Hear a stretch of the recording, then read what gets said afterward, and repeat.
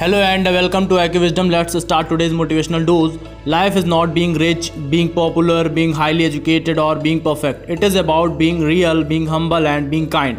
तो जीवन जो है हमारा जीवन का उद्देश्य ये नहीं होना चाहिए कि हमें बहुत धनी बनना है, बहुत पॉपुलर बनना है, फेमस हो जाए, हम पॉपुलैरिटी बढ़ जाए। जीवन का उद्देश्य ये होना चाहिए कि हम हम्बल रहें, हमारी वैल्यूज़ होनी चाहिए, हमारे अंदर लोग हमें रिस्पेक्ट करें। इसलिए नहीं कि हमारे पास बहुत पैसा है, इसलिए कि हमारी वैल्यूज़ हैं, हमने लोगों के लिए कुछ किया है, इसलिए लोग हमारी रिस्पेक्ट करें।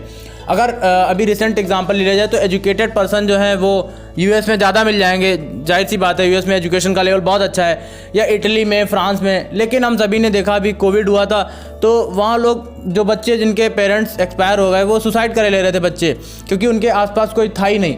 तो वहाँ पे इतना ह्यूमन कनेक्शन उतना अच्छा नहीं है। वो लोग एजुकेटेड तो बहुत ज़्यादा हैं लेकिन इमोशनल लेवल पे एक दूसरे से कनेक्टेड ही नहीं है। उनके पास पैसे के अलावा दूसरा ऑप्शन ही नहीं है एक दूसरे से बात करने का। तभी सोचिए वो जो बच्चे बचे अपने पेरेंट्स को एक्सपायर होने के बाद, तो वो सुसाइड कर रहे थे वो बच्चे। काफ़ी सारी मेंटल हेल्पलाइंस शुरू करनी पड़ी इसी वजह से। अगर आप यूएस में देख लें तो उनका डाइवोर्स रेशियो 87% है। अगर एक साल में 100 शादियाँ होती हैं तो 87 डाइवोर्स हो जाते हैं उसी साल।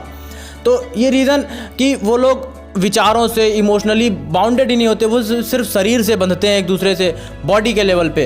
तो ये है उनकी एजुकेशन का लेवल। कितना भी पढ़ा लिया जाए लेकिन वो इमोशनली या ह्यूमन के साथ नहीं कांटेक्ट कर पाते हैं। क्यों? क्योंकि वो हम्बल नहीं है, वो रियल नहीं है, वो सिर्फ सोशल मीडिया वाले हैं, रियल नहीं है। दूसरा एग्जांपल अगर ले लें, रतन टाटा भी रिच पर्सन है और भी कई सारे रिच पर्सन हैं, लेकिन रतन टाटा के लिए बहुत रिस्पेक्ट है हमारी सोसाइटी में।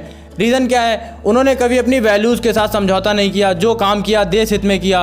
तो पढ़ाई, सक्सेस, पैसा, इन सब के साथ साथ हमें ये भी देखना चाहिए कि हमारे आसपास जो कुछ भी हो रहा है उसमें हम कैसे मदद कर सकते हैं, किसी की हम कैसे कंट्रीब्यूट कर सकते हैं।